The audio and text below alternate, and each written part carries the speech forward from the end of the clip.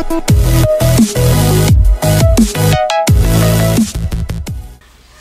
everyone, this is Mia Lammers of Invoked 101, and today I am super excited. I get to do an updated Madolche deck profile. As you can see, we have the brand new Madolche sesor or whatever. I'm not really sure how to say her name, so I'm going to be calling her Sesor. I hope you don't mind.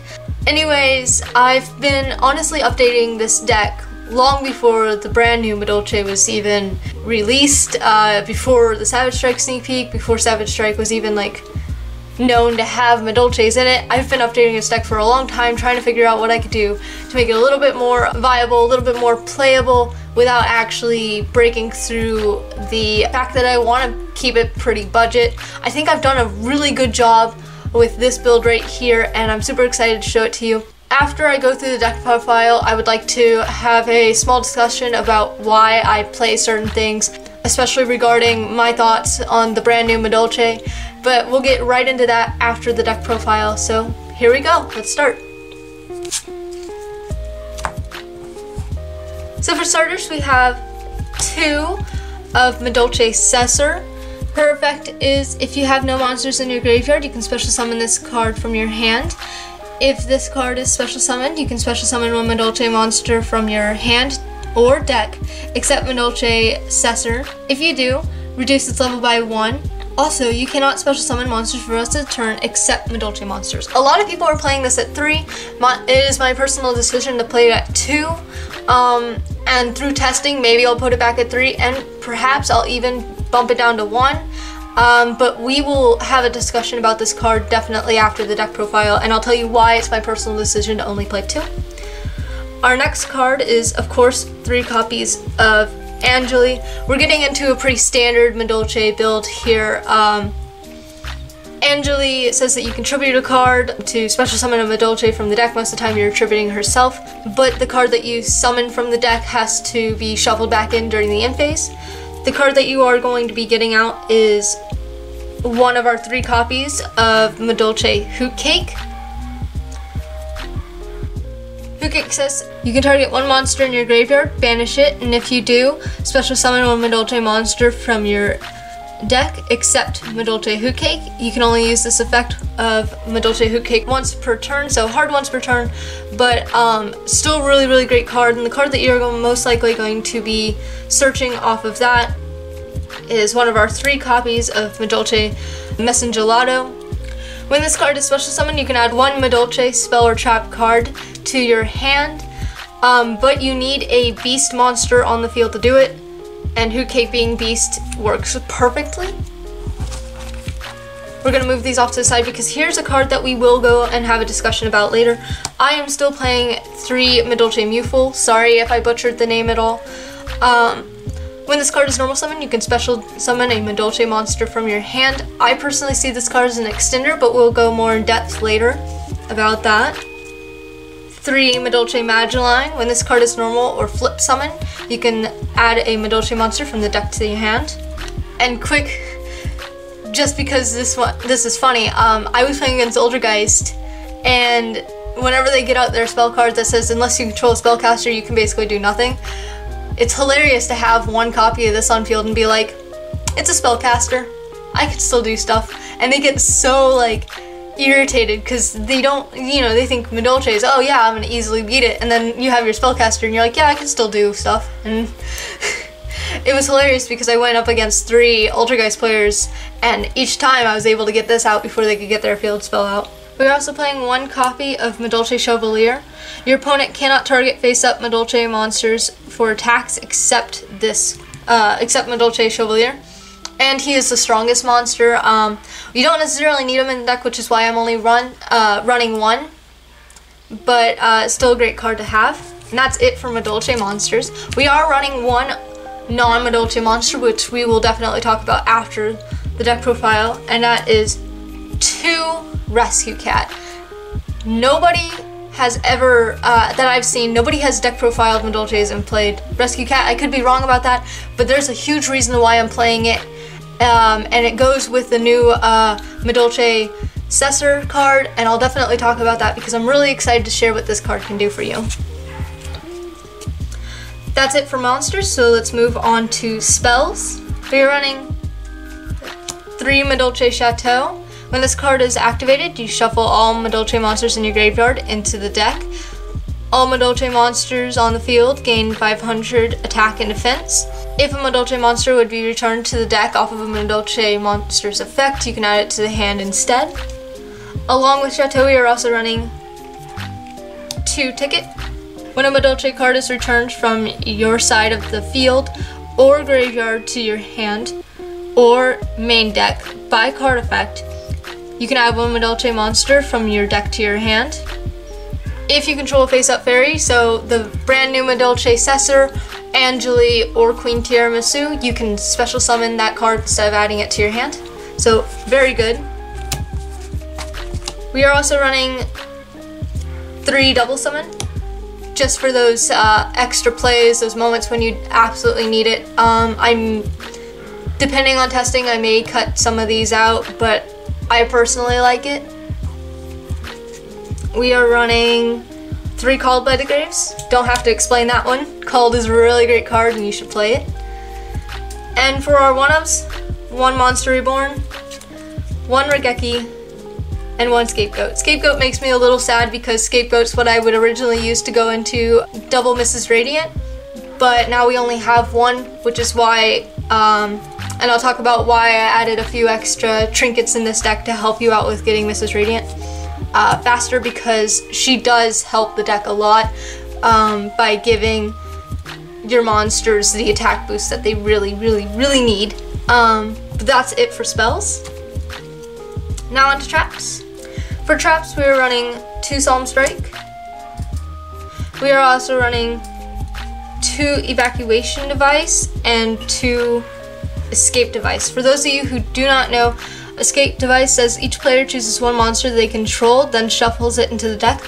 This is not targeting any cards on the field, it's actually targeting the player, which means if they have a card that says cannot be targeted by cards or effects, and that's the only card they have on the field, you can still flip this up and they have to return it to the deck because it's targeting the player and it's their choice to put it back into the deck.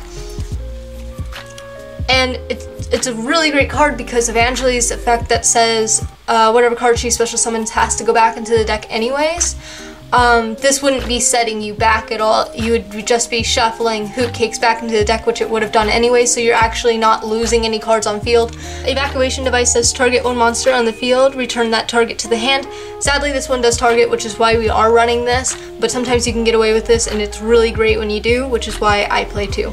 We are also running 2 Mirror Force. This can be Storming if you really want it to be. I don't have any extra copies of Storming, which is why I'm playing Mirror Force, but a lot of people that I've seen don't expect Mirror Force, and they don't really have a way to counter it, so whenever I flip up Mirror Force on them, they get a little bamboozled, I guess you could say, and I think at least running 1 copy of Mirror Force in here, even if you switch this one out for Storming or add an extra Storming, 2 Storming and 1 Mirror Force, I would suggest leaving the 1 Mirror Force in just because it's funny when nobody else expects it to happen.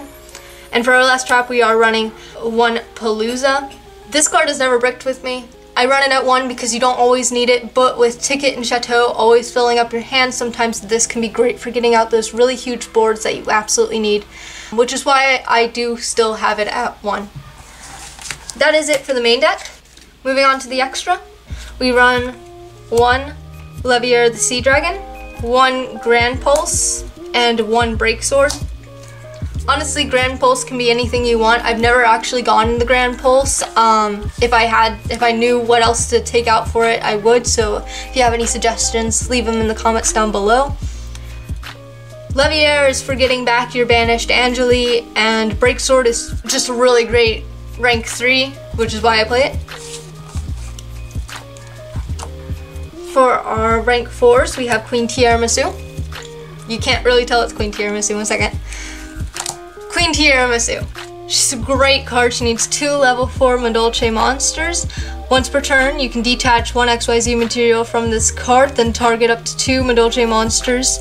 Madolche cards, not monsters, Madolche cards in your graveyard, and shuffle those into the deck. Also, after that, shuffle cards your opponent controls into the deck up to the number of Madolche cards returned. So this card can get back your spell cards if you want. Most of the time I use it to shuffle back in Hootcake and Messengelato just so I can have those as targets for Angeli later on, but it doesn't target anything other than stuff in the grave, which means most of the time you want to make sure that you at least have one Madolche card in the grave so that you detach, target 2 Madolche cards, and if you're called by the grave, you can still go through with her effect because you can still banish one of the cards that wasn't called and shuffle one of their cards back into the deck.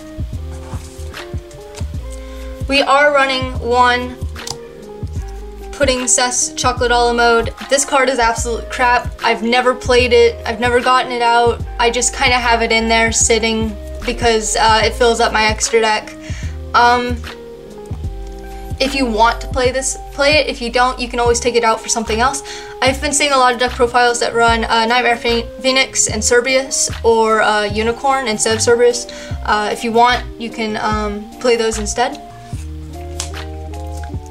For our links, we have one Reproductus. I've only ever gotten this out twice, but I think it's a really cute card, and I did have some extra space in my extra deck, so I decided to put him in here just so I can, you know, have him not sitting in a binder. It's one of my favorite links, not because of its effect, more just because of how he looks, because for those of you who know me, I really like dinosaurs, and you can take this out because it doesn't really help the deck, I just like it in here. We also run one Proxy Dragon. I do suggest having this in here because whenever you can make bigger boards, this one is the link that helps you do it. One Madolche Fresh Sesor. You are going to be going into this card a lot more just because of Sesor's effect, the brand new Madolche's effect, that says you cannot summon anything but Madolches for the rest of the turn, so you are going to be using this a lot more. Just make sure that you do have a Madolche pointing to underneath one of its arrows at all times, or else its effect is invalid. It needs 2 Madolche monsters.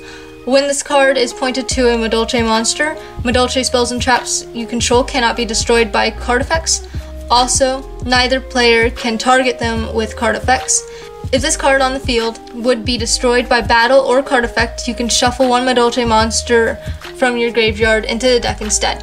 The issue with this is that most of the time you're not going to have Madolches in your graveyard, simply just because hopefully if you get this out you do have the ability to get out Queen Tiramisu, and Tiramisu is going to be shuffling those back in anyways. So she doesn't really have too much going for her on protection, but she does protect your spells and traps, which I guess is something. Especially since I've seen a lot of people playing Tornado Dragon and Twin Twisters again. And of course, 2 Mrs. Radiant, just because her attack bonus is tremendously helpful in this deck, and I suggest running 2. And of course, you know, for our scapegoat, we have our 4 sheep tokens. These aren't technically a part of the extra deck, but that's where I keep them.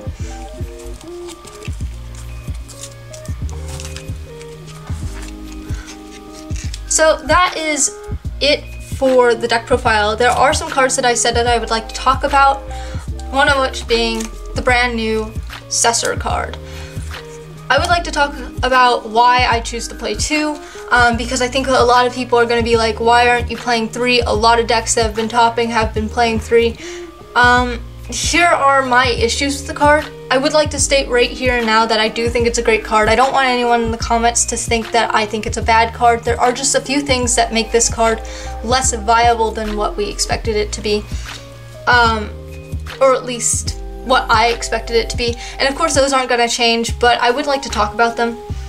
First of all, it says if no monsters are in your graveyard, which means any monster. So if you go into Leviair or Break Sword and it ends up in the graveyard, you have to find a way to get that out of your graveyard. And the best way to do that, luckily, is Hoot Cake, because Hoot Cake does not say you need to banish a Madolche monster, it's any monster. So if you get out Hoot Cake and Hoot Cake's effect goes off, you can banish whatever's in there to get it out, and then you can use Chateau to shuffle in the rest of them. This is just one that sometimes might be a little bit hard to get past, but outside of that, there are ways to get past having other monsters in your graveyard. It just would have been a little easier if it said if you have no Madolche monsters in your graveyard. Also, the mandatory reduce the level by 1. This isn't a horrible thing. Some people, you know, the reason that they run Pudding Cess is just because it's a level 5, you reduce his level by 1, rank into a 4. However, I don't use it that way. What I do is I use her effect to get out Angeli's effect to tribute herself, and since Angeli's level no longer really matters, Who Cakes and Gelato are unaffected by the reduce the level, so you have your level 4 on field along with Who Cakes to clean out your graveyard if needed. Here's where it gets really messy. When I first played this card, I normal Mufoy, specialed this. Since it doesn't need to be special summoned off of its first effect to special summon a card from deck or hand, I was able to still go ahead and special summon. I special summoned Angeli's effect got out Who Cake and Gelato, and I thought, oh yeah, I can just use my level 3s, go into Mrs. Radiant, and then go into Queen Tiramisu. And that was the idea. The idea was that you'd be able to link and then also have your Queen Tiramisu on field. The real issue though is that our Madolche link sucks. It's really, really bad. Of course it does help with your spells and traps and keeping them safe, but a lot of the times you're not going to be having an issue with that. So I kind of wish it wasn't a mandatory you need to special summon Madolche's after getting her out. That does kind of block the board from getting any bigger, especially since the only Madolche link monster that we have is Sistart, which means if you go Sistart, if Sistart here and then Queen Tiramisu here, you only have one spot open, and maybe you can get out another Queen Tiramisu, but you're not going to build a board like you used to. You're not, at least what I used to be able to do sometimes is have 2 Mrs. Radiants, Proxy Dragon in the middle, Queen Tiramisu on one side, and then Break Sword or something else on the other. You're not going to be able to build those boards. How do we get past this? How do we get past the effect of her needing to only special summon Madolche's? And I'm really glad you asked. This is why I decided to put in Rescue Cat. Rescue Cat says, send this face-up card on your side of the field to the graveyard to special summon 2 level 3 lower beast-type monsters from your deck to the field, but their effects are negated and you can only use it once per turn. The great thing about this card is that since we are running 3 Mufoys and 3 Who Cakes, is that you can get out 1 Mufoy, 1 Who Cake. They're both beast, they're both negated, which means their whole once per turn effects doesn't really matter because you're not going to use their effects. You link those off into Mrs. Radiant, then you go ahead and you get her out so that you can continue to get out Queen Tiramisu. Or, you know, you can get out Sistart if you want to. These are all preference plays. This is just me explaining why I put this in. I think this is a great way to get around her needing to have only Madolche summoned after her. Another card I would like to talk about is why I run 3 copies of Mufoy. The reason I run 3 is because I don't necessarily see it as a brick. A lot of people tell me cut it down to 1, maybe 2. Some of them say don't play it at all. I mostly see this card as an extender. When this card is normal summoned, you can special summon a Madolche monster from your hand, and I don't see how that's bad because I've never bricked with this card. And on top of that, other than Angeli's effect to special summon Who Cakes and then Who Cakes effect to special summon another thing from the deck, which most of the time is going to be Gelato, and with the brand new card who's able to special summon herself from hand, a lot of the times you need an extra summon. Whether it be for a link or for an XZs, you need an extra summon, and I've never had an issue with this card. So other than it helping me pursue plays where I didn't have double summon and I needed an extra card on field, I've never had an issue with this card, and that's why I continuously play it at 3. If you want to tell me it's a brick, at least explain why you think it's bricky and tell me what I should replace with it, because I think the worst thing that somebody can do is say, don't play this card, it bricks, and you ask them why, because it's never bricked for you, and they just say because it does. That doesn't explain to me why. You're not convincing me why I should cut this card down. But those are the 3 main cards I wanted to talk about. There is a combo, well, combo I'd like to show you. I don't necessarily consider it a combo simply just because it does rely on you having a little bit of luck in your hand. So for this quote-unquote combo, here, I'll turn it around for you. In your hand, you'll need Rescue Cat, Sesor, Mewfoy, and Double Summon. And here's what you're gonna do. I'm gonna try to play this backwards. I've never actually played upside down before, so stick with me here. What you're gonna wanna do is normal, effect Ascend to Grave. This can also help you bait out calls so that you can, because if they called this, that's fine. You can just continue to get her out and keep going. But for this example, everything's gonna go through. You send it to Grave to get out a copy of Hoot and a copy of Mewfoy. You then link these off for a Mrs. Radiant. And the reason you want to link so soon is simply because you need the space on your board for these next plays. You will go normal, special, her effect to special summon out Angeli, and then Angeli's effect to tribute herself to get out Hoot Cake. Here's where it gets a little spicy. Hoot Cake will banish your Rescue Cat from the grave so that you no longer have anything but Madolche monsters in there. You'll get out Messengelato. Messengelato's effect to add Chateau to your hand.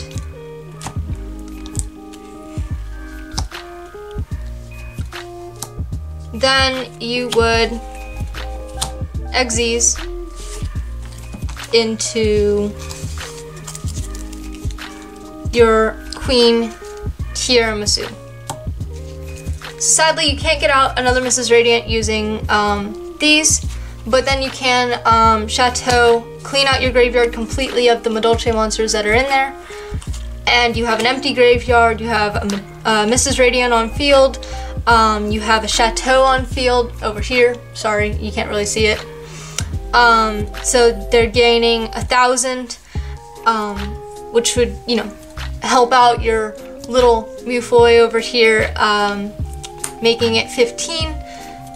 And this is the best board I think you can build, especially going turn 1 with the new card, simply just because it does lock you out of being able to go into double Mrs. Radiant using these, or go into Leviair and then get back Angeli and link Leviair off with Angeli for something else, you know? But this was my little quote-unquote combo. It does rely on a little bit of luck, and I don't like calling things that rely on luck combos, but this is something that can build a really good board really fast, and that's why I play Rescue Cat. It's just because it helps get around her effect that says that she can only special summon Madolches. I really hope that you have enjoyed my deck profile. Like I said, I am testing it, so it is in the works, but I think this build is really sturdy. My monster lineup is really good from what I believe, of course. If you have any comments or questions, leave them down below. We do have a Patreon in the description. Every single dollar helps. It could help us get the cards that we needed. If you have Pot of Extravagance, way to go, good for you. Put it in Madolche's, because why not? Or if you have a better deck, I guess you can put it in there, but I would put it in Madolche's. That's about it. I hope you enjoyed my deck profile, and I'll see you in the next one. Bye!